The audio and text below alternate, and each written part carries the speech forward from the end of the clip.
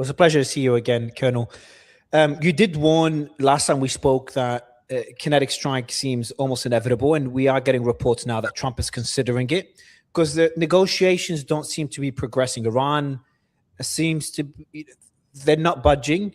They want to control the Strait of Hormuz. They want to be able to charge a fee.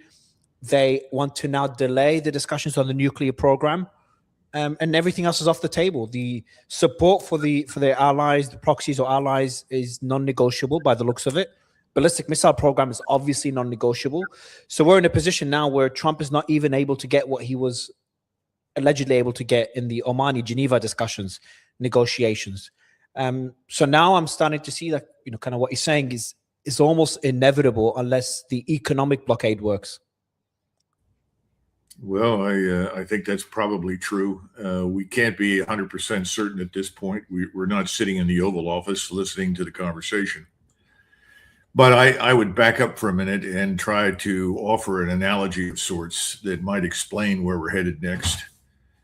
A lot of people don't understand this, but in 1914, when war broke out and the Russians decided to mobilize against Austria in support of Serbia, there was no unanimity in the British cabinet about going to war. In fact, most of the cabinet initially discussed the possibility of going to war with Germany and said, well, we've had lots of wars with the French. We've never had any wars with the Germans. Our interests don't necessarily collide, and therefore we probably don't want to become involved in this. But the outcome was, no, they violated Belgian neutrality. We signed this obscure act over 100 years ago. We've got to go back in and support the French.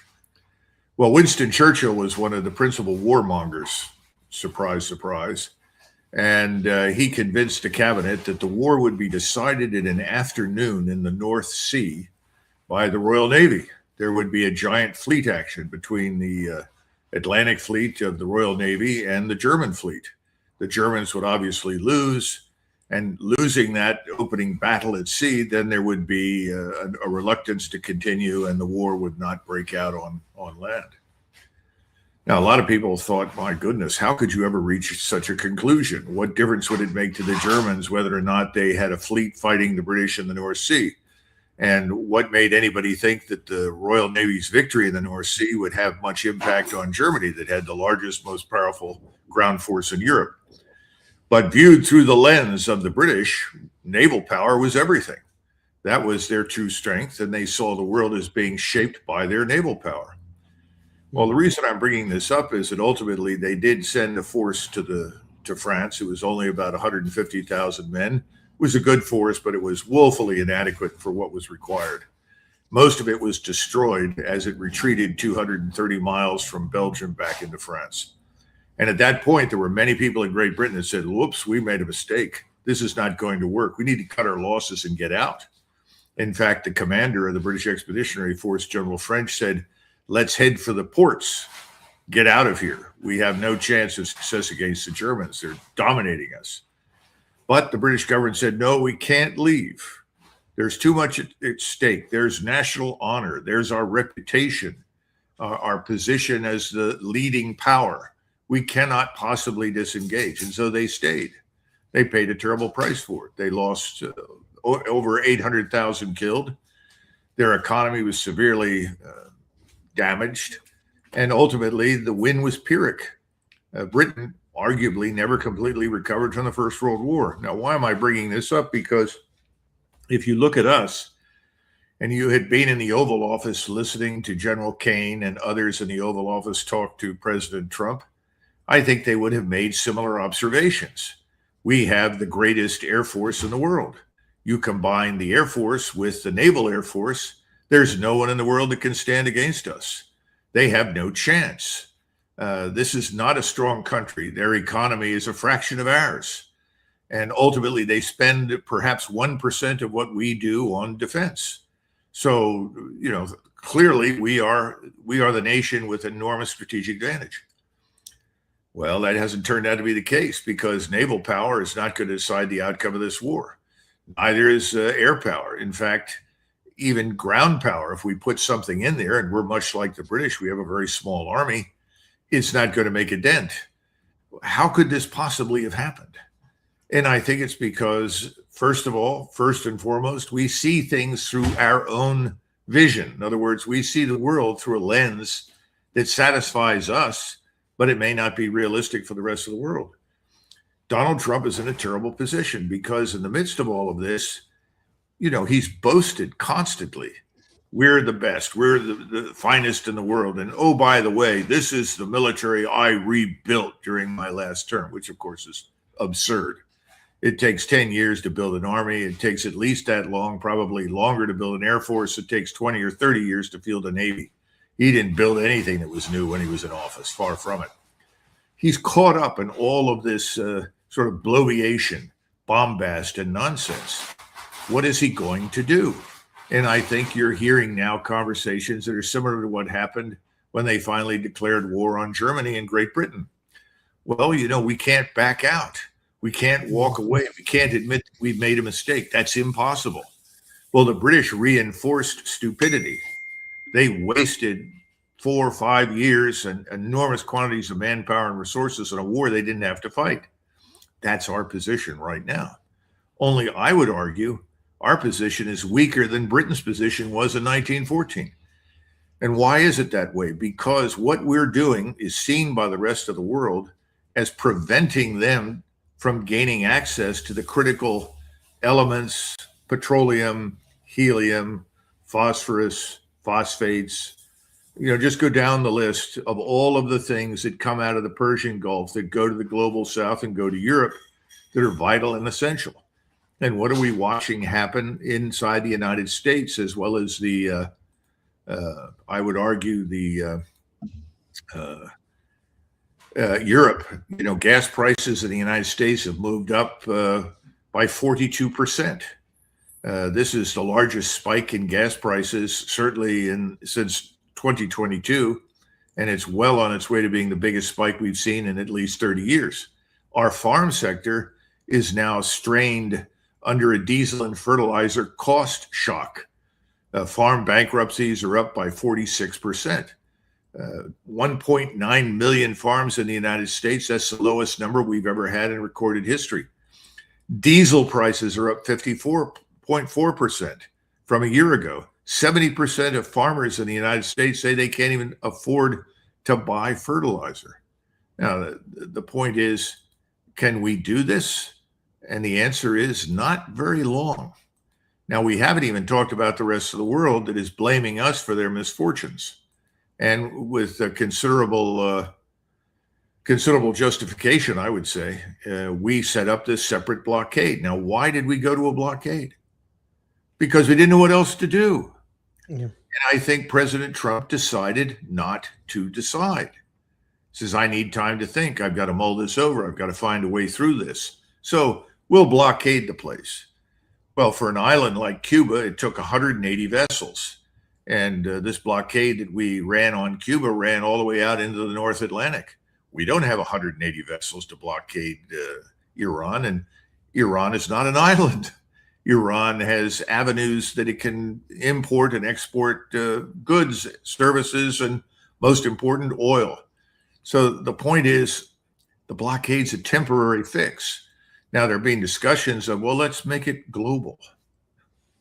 Well, if you want to end up at war with China and watch the Japanese and the Koreans and the Vietnamese and everybody else cheer on the Chinese, that's where you're headed. Because global, how? Sorry, Colonel, what do you mean by global? As in seize the Iranian ships outside the Persian Gulf? Yes, absolutely. That's what Hegseth has said they want to do. They seized one in Malacca, I think, in the Malacca Straits. Exactly. The Strait of Malacca is vital strategic territory for China. The Chinese watch the South China Sea very carefully. Why? Why would the Chinese be so concerned? Well, they have long experience. Before we became troublesome, they had to deal with the Royal Navy, which controlled the South China Sea and ultimately controlled their ports, forced them to accept millions of tons of opium, creating addicts all over the country. These were the opium wars run by the Royal Navy. When they finally got the Royal Navy out of the way, what happened? They had to deal with the Imperial Japanese Navy. And the Imperial Japanese Navy made it possible for 1 million Japanese troops to march into China and kill millions of Chinese. all of this, what is tied up with Taiwan, it's tied up with the South China Sea. The Chinese are only going to sit quietly for so long until they finally say, the Americans are nuts. They're dangerous. We can't allow this to go on. They have a fleet. They have the capability. How long do they wait before they steam down into the South China Sea and steam right through the Strait of Malacca? Because after all, our little global blockade, if we implement it, is just going to further constrain everybody else's access to the Persian Gulf, because we're checking not only everything that comes out, but we're probably not going to let anything go in. This entire thing is a catastrophe. And Donald Trump has to make a decision. What are the three calls that he can make? He can say, this is stupid. And on humanitarian grounds, I'm ending our conflict with Iran. We're going to have to find other ways to resolve our differences. That's number one. Number two, well, I'm going to keep this blockade up as long as I need to until the Iranians are all starving to death and finally, cry uncle, as he mentioned the other day. Well, that's not going to happen. The Iranians are definitely going to survive this. They're living in a giant fortress surrounded by mountains. They have inexhaustible quantities of missiles and unmanned systems. They can strike anything that comes within 500 miles of their borders or more. They're not going anywhere. So that brings you back to what you asked to begin with. Why not resume the kinetic strikes? Why not begin again the air and missile war? And remember, you've got thousands of ground troops that at least in theory could be employed in the Persian Gulf in some fashion. So what is he going to do? And again, you've got to go back to what's the nature of Trump? And the nature of Trump is Roy Cohn. And what did Roy Cohn teach him? Number one, deny everything. Number two, attack, attack, attack. Number three, twist everything into a victory. But Donald Trump is not a stupid man. He can't simply walk away from this and say, well, we destroyed everything. We won. I mean, you can only tell everybody so often that, we defeated their Navy. We defeated their Army, Air Force, which are both inconsequential to the Iranians. And nobody buys it. So that means he faces national humiliation. So I think the only way for him to get out of this is to recognize that we are suffering more at home as a result of this than is good for him politically and good for the American people. And then secondly, he's got to realize that the entire world is gradually aligning with Iran against us. So what's he do? He should get out. He should say, on humanitarian grounds, I owe it to the rest of the world. This is a global problem. We're not going to solve it with military power. But I don't see him doing that. So I think he'll strike. There's the statement by Trump. The blockade is genius. The blockade is 100% foolproof, which shows how good our Navy is. Militarily, we've wiped them out. They have no military left. The Navy's at the bottom of the sea. The Air Force is never going to fly again. Now, that's all political talk is expected from Trump. Now, this is the statement that I was speaking to Professor Fouad Izadi earlier today, and it seems Iranians took offense to it. His rhetoric is doing the U.S. a disservice, because the Iranians are not the people they're not the type of people that want to be humiliated. And they've said that to him, according to the Wall Street Journal. They said, your rhetoric is making it harder for us to negotiate with the decision makers so they concede anything whatsoever. He doesn't seem to have changed his rhetoric. Here he says, now they have to cry uncle. That's all they have to do. Just say, we give up, but their economy is in real trouble. It's a dead economy. So we are in a position where, option two is an economic blockade to see who blinks first. How long do you think the Iranians could sustain this? I think they could sustain it for months.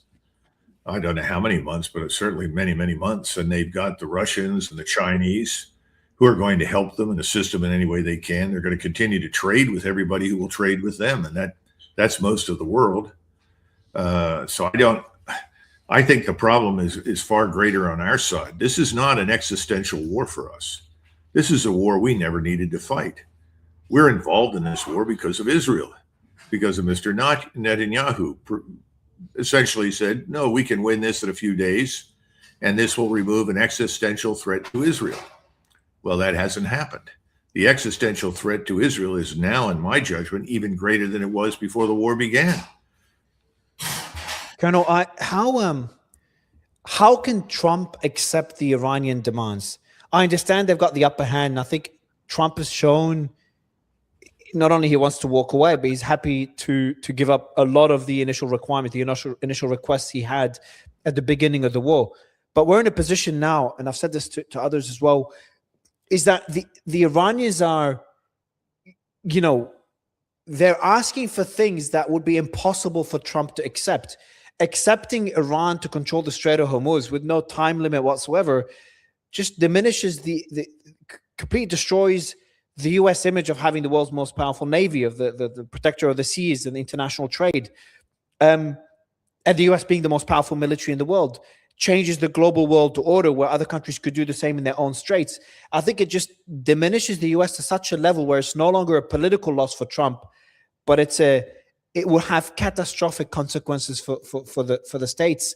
That's for the Strait of Hormuz. And to walk away without actually having any concessions on the nuclear program is also a humiliating loss for Trump. He cannot even twist, as Roy Cohen says, he can't twist this into a win. So shouldn't the Iranians also concede something? I'm not saying concede everything. Request the lifting of sanctions, the unfreezing of assets. That's their right. You can say they've been under economic warfare for decades. That's fine. And they give up concessions on the nuclear program. But the Strait of Hormuz control with no time limit seems to be a pretty extreme demand. Well, the Ottoman Turks lost the First World War to Great Britain, but the British eagerly signed up for the Montreux Convention, which gave Turkey control of the Bosphorus and the Dardanelles. And the Turks have handled that very, very well. So I don't see conceding something that we cannot reverse as necessarily catastrophic for us. We didn't go into the war to prevent Iran from controlling the strait. Apparently, nobody bothered to consider the possibility that Iran could ultimately do that. But then again, I don't think we understood the extent to which this intelligence, surveillance, reconnaissance complex and space-based persistent surveillance linked to all sorts of missile systems and unmanned systems on the ground could be as effective as it's turned out to be. I don't think we appreciated that. We should have. We saw evidence for this in eastern Ukraine, but we didn't really take it seriously. Once again, the same problem the British had is the problem that we have. We tend to take experience against weak opponents and translate that into great power. It was one thing for the British Army to take on tribesmen in Waziristan or to slaughter Sudanese tribesmen with machine guns in 1899. But taking on the Imperial German Army, that was an entirely different matter. And they were pretty desperate, and they fought for 3 years along with the French. And had we not entered the war and bailed them out, they would have ended up having to concede defeat. They would have had to sit down and negotiate terms with the Germans, which they didn't want to do. So we rescued them. There's nobody out there to rescue us. So I think one of two things has to happen. If President Trump cannot find it in his heart to come to terms with the reality that this is something he can't win, and if he's not willing to make any concessions and he wants to drag this out month after month after month, which is a distinct possibility that we should not exclude, even if he begins to launch more strikes, those strikes are not going to produce the effect that he wants. So that means that even after he launches more strikes, he's still stuck with the same essential problem. So if he doesn't come to terms with that, what do? Mario, you remove the president. You think that could happen? Yes, absolutely. Go back to, I'm sure everybody else has said this to you. The American people were never consulted on this. How could this war have come about without any real consultation with the American people? The Americans weren't asked to vote for it. No one went to the American people and made the case for it. The president never gave a speech that said, we are going to fight Iran. We're going to war with Iran. And we're going to war because the Israelis don't want them to have nuclear weapons, and we agree with that. And because the Israelis don't want them to have their ballistic missile arsenal, and we agree with that. And the Israelis don't want Iran to cooperate with anyone in the region against them, and we agree with that. He never built the case. And if he had tried to do that, most Americans would have said, what? Why are we going to war again? Because this is what Israel wants? He's never articulated the criticality of fighting to the American people. So what do you do? Well, he didn't have to go to Congress because Congress is on the hook for the Israel lobby. The Israel lobby controls the House. It controls the Senate. It also obviously controls Donald Trump and the White House. And people are saying, oh, that's not true. You don't control Donald Trump. Well, I've got news for you. If he didn't control Donald Trump, he wouldn't have gone to war. And for the people that argue, well, this is really about China. And the idea is you're going to hurt China by choking off the Persian Gulf. Well, that's a pretty dumb idea, because if you actually try to do that, you're going to end up in a war with China. And China is not a weak opponent. And whatever victories you had over Iraqis or Afghans or Libyans or anybody else are absolutely meaningless. This is a peer power. This is a mega power on every conceivable level, another continental power that cannot be conquered. So no, I don't think the idea was to go to war in order to harm China. People, though, in Washington are dumb enough to say, well, this is kind of an unanticipated benefit. We're harming China, really. So that means that the rare earths the Chinese control, which are so vital to our defense industries and so many other things in private and in public life, doesn't have an impact because the Chinese can essentially cut us off. And what do we do then when we want to reproduce missiles, whether it's Patriot or strike missiles or aircraft or anything else? So I think it's a very dumb idea at this point to think that somehow or another this is going to harm China. China is even more resilient than Iran. Wouldn't it give the US leverage over China, though? If obviously that ship has sailed now, the days of talking about US control of the Strait of Hormuz, that's no longer on the table. Now it's just getting out of the war without having a humiliating defeat. That's what we're trying to achieve. And the Iranis are not even letting Trump achieve that. Do you think there's elements within the IRGC that not only don't want to concede and they're emboldened after this war, but they actually want to drag the US back into the war? There's been reports about it, but it's impossible to find out what's happening in Iran. But is it possible that they want to drag the US into this war to further deplete their munitions, further cause harm, to ensure long-term deterrence, that no president does this again? Is that possible that Iran is at that place, or at least some elements of the IRGC? Well, I'm sure there may be some people like that, but I don't think that characterizes the national purpose. I think Iran would very much like to see an end to this war, but Iran wants certain things, one of which is our complete evacuation of the region. I mean, they're tired of being surrounded by US bases from which we can launch. Mustafa said this today in the statement. I'm not sure if you saw it, but he talked about American bases no longer being in the region. Yeah, absolutely. And, I don't blame him at all, but I would go a step further. Those bases are no longer useful. Why are they not useful?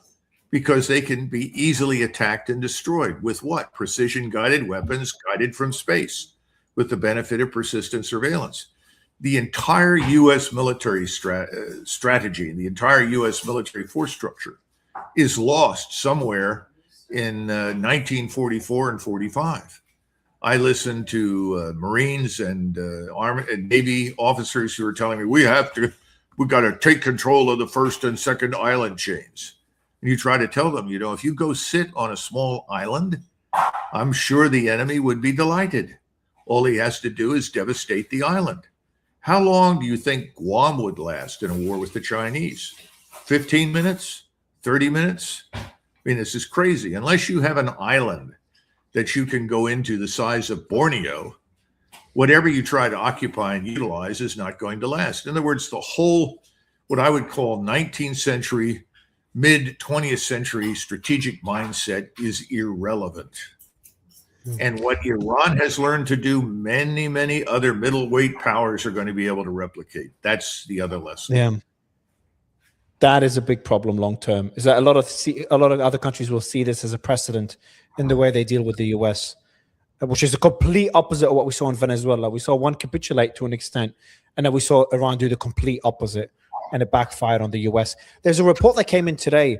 Not sure if you saw it. CENTCOM just asked to deploy the Army's Dark Eagle hypersonic missile to the Middle East for possible use against Iran.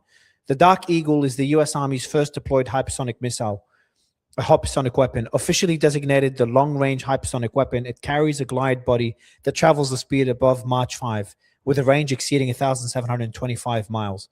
It's designed to strike high-value, time-sensitive targets that current weapons can't reach in time or can't penetrate, which is like hardened underground facilities, deeply buried command bunkers. Do you know anything about that hypersonic missile that they're referring to? Well, I know what you said. I am uncertain about the claims that are made. We don't know with certainty what it will or won't do in terms of explosive power. So we'll have to wait and see when it's employed, whether or not it performs to expectation. A lot of weapons that were employed at the beginning of the Ukrainian-Russian war did not perform to expectation, both Western and Russian. Until you start to use these things, you can't be 100% certain.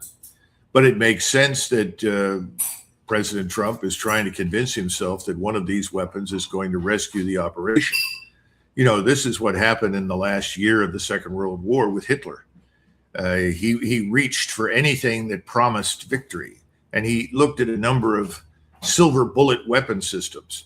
Now, those silver bullet weapon systems could have been enormously powerful if he had started on that path back in 1940, but he was 4 years too late, and frankly, those weapons made no difference to the outcome of the war. I would argue right now that we're in a similar position. So we bring in these hypersonic missiles. That's great. How many hypersonic missiles are we going to fire? How many can we produce in what short period of time? How much intensity can we sustain with those weapons? I mean, these are all the critical questions. I don't know, but my suspicion is you're not going to be able to do much with that particular weapon system that is going to change the attitude and mindset of the Iranian government. And that's for the reasons that you already brought up. What possible sane person would sit down and negotiate terms with this current president and his government and buy it? Can you believe anything we say? Where's the evidence that we will carry through on our promises? There just is none. Probably one of the most important treaties we ever signed was the Intermediate Range Nuclear Force Treaty, the INF Treaty. And we casually dismissed it out of hand. And that was a very, very important development because it relieved us and the Soviets at the time of the requirement to build those things. Because if you built enough of them, they had a chance inside Europe, which incidentally is much smaller than what you're dealing with right now in Iran, to have a war-winning capability. So ultimately, both sides said, fine, we'll eliminate the category. We threw it out. We don't know what's going on right now. We've discarded all of the not peacekeeping, but arms control regimes that we formerly relied on. So we have no surveillance. We don't know with absolute certainty what our potential opponents have or what, and they don't necessarily know what we have. So I guess my point is, why would the Iranians negotiate with us at all? For them, the best case is we give up and leave. So the Iran's Navy commander said soon will reveal something they deeply fear right on their doorstep. You've got another political leader, senior Iranian official, Mohansen Rezai, said, we will not tolerate a naval blockade. And if the blockade continues, Iran will respond. At the same time, Axios reports that Brad Cooper, the CENTCOM commander, will brief Trump next Thursday, or that's today, the reports today. So he'll brief him in a week on military strike options against Iran. Options include short and powerful strikes on Iranian infrastructure, ground operations to seize part of Hormuz, and a special forces mission to take Iran's uranium directly. So it's like all the things we've discussed, they're all being discussed. All the options are on the table, apparently, according to Axios, and there was a similar report by another outlet a few days ago. And Iran has made it very clear that if they're back into war, there's going to be gloves off for them. They're going to target the energy infrastructure in the Gulf, close the Bab el-Mandeb Strait, and cut my internet off, Colonel. They're going to cut off the undersea cables. They're going to damage them for the Gulf countries. What is a full-blown war? First, not a full-blown war. If Trump takes any of these recommendations from Brad Cooper, how will Iran respond, and what would a war look like? And how would it, and could we get into an escalation trap where one thing leads to another and we're in another quagmire? Well, the real question is, who has escalation dominance? Do we or the Iranians? And I would argue that the Iranians are now in a position to dictate the escalation. I also think that President Putin's call yesterday to President Trump was focused on this very issue. Now, I don't know what passed in that phone call, and there's no reason why I should. But I rather suspect that President Putin may have told President Trump something along the lines of what you just said. You know, this is an existential war for Iran. We attack them again, or you attack them again, and they will respond with everything they have. They have no incentive to moderate their response. They have no incentive to believe anything you say. So Putin's recommendation was, don't go back to war. Find a different way out of this. And I'm sure that President Putin offered to support whatever negotiations were held. And ultimately, if the Iranians were going to agree to anything that we put on the table, I imagine they'd want Chinese and Russian guarantees that they will support Iran in the event that these agreements are violated. So I think the Iranians are now in charge. They have the strategic initiative. They can dictate the escalation. We are limited. We're still 6,000 to 7,000 miles from home. Everything requires transport over a great distance to reach the battle space. And we're wearing out a lot of equipment. We're wearing out a lot of people. I was glad to see the Gerald Ford is headed home, because those poor bastards need a break. They've been through a lot. People don't know what it's like to go to sea for long periods of time. And all the equipment needs maintenance. So right now we're down to 2 carrier battle groups plus whatever the Air Force can mobilize. And now they're looking at these hypersonic missiles that, as far as I know, may have been tested, but certainly never tested under combat conditions. It's a measure of desperation, Mario, on the part of President Trump. What can I find? What can I get? What can I use that will make these people submit to me? And my point is, Mr. President, there's nothing you can do that will compel the Iranians to submit to Israeli demands, which is really why we're fighting the war. And there's no incentive for Russia or China or India or Japan or Korea or Vietnam or anybody else to step in and stop this. There are a lot of people right now looking at what's happening to us, and they look at this as comeuppance for our extreme arrogance and mistreatment of so many people in the world over many, many years. Americans don't understand this. In the United States, anybody who is in a U.S. military uniform wears a permanent white hat. He's a good guy. Everybody he fights is a bad guy. But the rest of the world doesn't see it that way. And I think right now, there are a lot of people who would like to see us be embarrassed. So I think the smart move for President Trump is to go back to what I said. This is a terrible crisis. It's harming everyone. It's time to open the Persian Gulf. I am directing a suspension of all military operations against Iran, and I am disengaging our forces from the region. We will find a different way forward, and we will welcome mediation from powers that are willing to do so to resolve our differences with Iran. But again, there's a problem, Mario. Yeah. There's a third party. It's Israel. Israel has always wanted the destruction of Iran. That's what this war is about as far as they're concerned. I think they bit off more than they can chew. You might disagree. I just don't think they can. I have a feeling Trump is really pissed off after this war and the intelligence he was given.